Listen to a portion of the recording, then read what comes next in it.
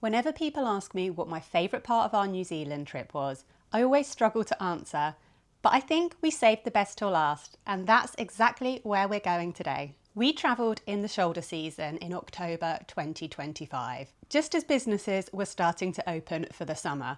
But one thing that we had learned, especially from New Zealand's wild west coast, was that the weather can be extremely unpredictable. Having a plan B isn't optional, it's essential.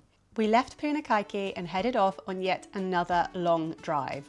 One thing that became pretty clear in New Zealand was that if Google Maps tells you one time, you can easily add 10% to allow for slow-moving traffic, roadworks, and generally just stopping to appreciate the beautiful surroundings. One stop that is absolutely non-negotiable is the Tutaki Bakery in Murchison. It's a little pie van selling homemade sweet and savoury treats. I kid you not, the pies were absolutely incredible and the best we had in New Zealand. So if you're passing through, make sure you take a stop here. Aside from a few roadworks onto Kaka Hill, the drive was actually relatively straightforward, and we chose to stop off and stretch our legs at a couple of locations on the way, including Kaiteriteri Beach.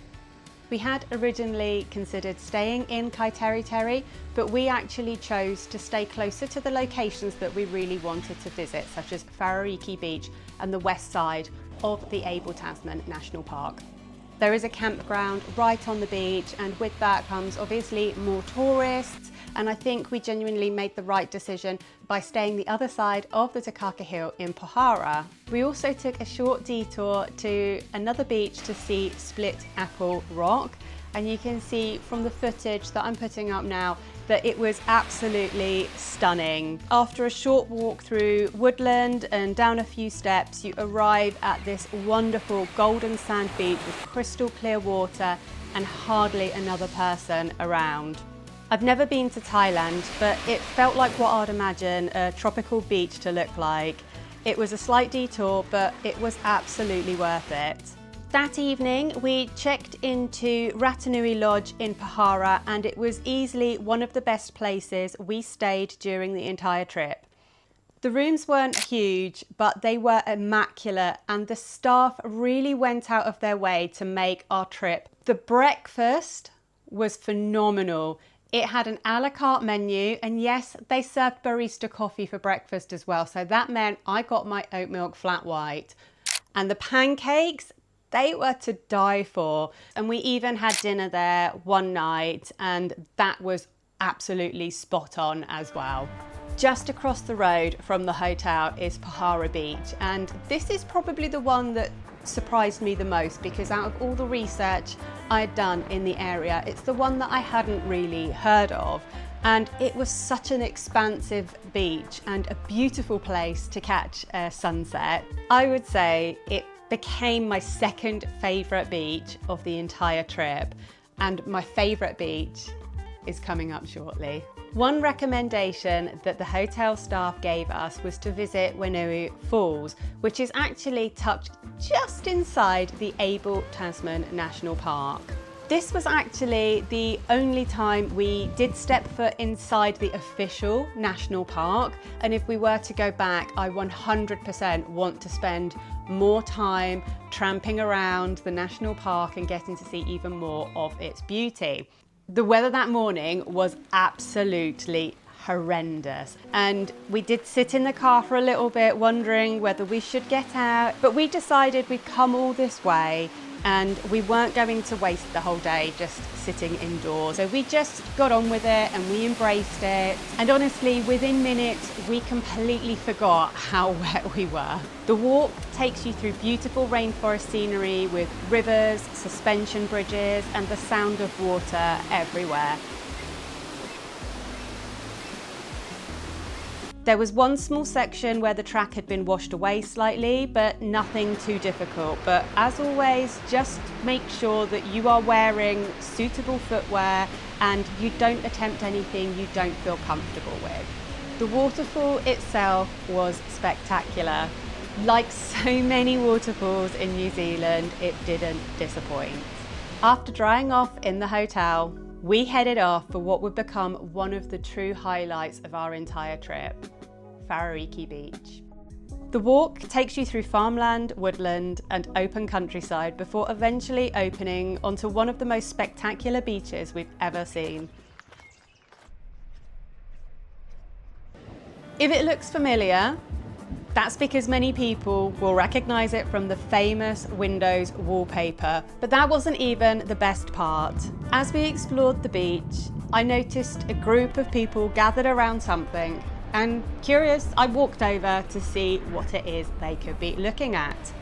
And there they were, seal pups, playing together in their own little pool while the adults rested on the rocks above, keeping watch. Everyone stood back respectfully, and you could tell that every single person watching was completely captivated by what they were seeing. It was one of those moments that just took my breath away. It just felt so magical. The beach itself is enormous, and as we continued walking, the crowds disappeared completely. The weather kept changing, as it so often does in New Zealand. So one moment the sun would be shining, and the next we would have another shower, but somehow that made it feel even more dramatic.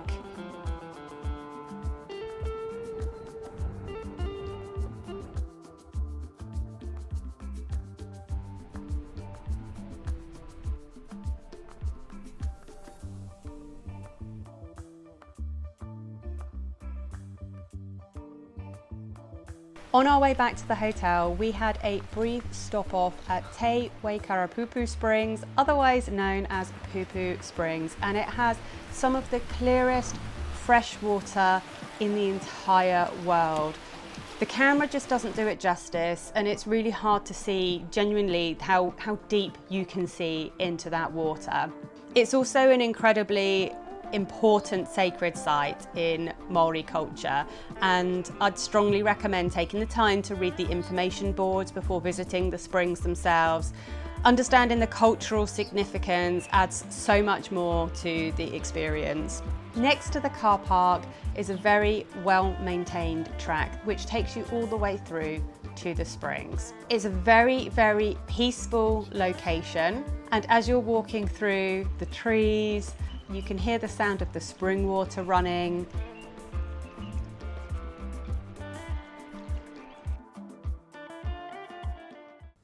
The following morning, we left Pohara and headed towards Nelson.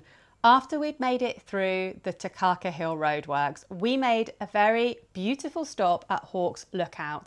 And I would go as far to say it is an absolute non-negotiable if you are in the area. The views are absolutely stunning and they cannot be missed. So views as far as the eye can see, rolling hills, it's absolutely beautiful.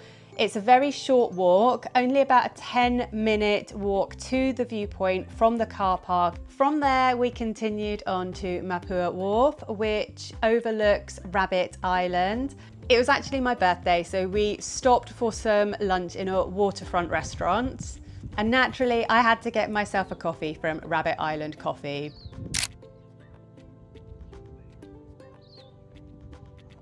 Eventually, we arrived in Nelson and checked in to our hotel. But this is where things started to go downhill slightly. We had already been monitoring a red weather warning that had been put out across all the news stations. It wasn't until we checked into the hotel and the receptionist advised us that many of the guests had cancelled their reservation for the evening because either they thought they would not be able to cross the ferry from the North Island to the South Island, or they would perhaps get stranded should the weather be as bad as forecast. So this was a growing concern that we kept in the back of our minds. We decided that we still wanted to explore Nelson, and more specifically, visit the tourist attraction that is the centre of New Zealand. Now, technically, it isn't the centre of New Zealand, but we'll let the tourist board have that one. The view at the top is lovely, but what I would say it is steeper and more demanding than what a lot of people would expect it to be. We did pass a lot of people on the way to the top who were asking how much further is it to go.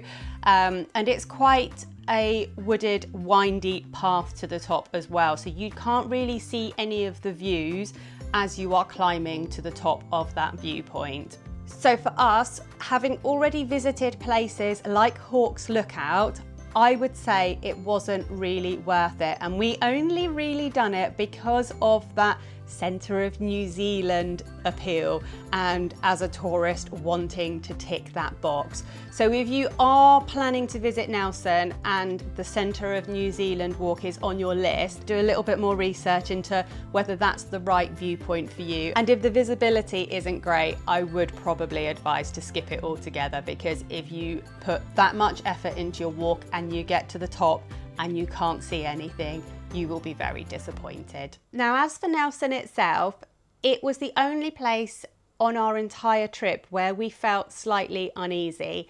And I don't know if that was just the timing of our trip, that it coincided with the red weather warnings, so it didn't feel quite as vibrant as maybe some of the videos that I've seen on YouTube has portrayed the city to be. There were a lot of businesses that were closed, and they probably were just closed for that day if we were to go back to that region, and I would want to either go back and stay in the Ratanui Lodge again or stay somewhere else around the Abel Tasman area, the other side of the Takaka Hill. As the weather warnings persisted and even got a little bit worse, we made a really difficult decision.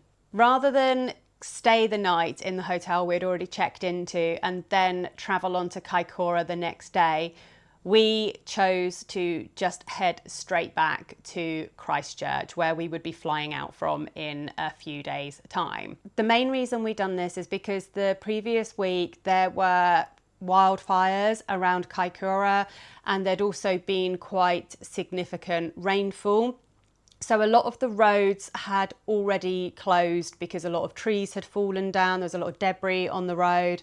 And we were just worried that we would end up being stranded in the north of the South Island and not be able to catch our return flight.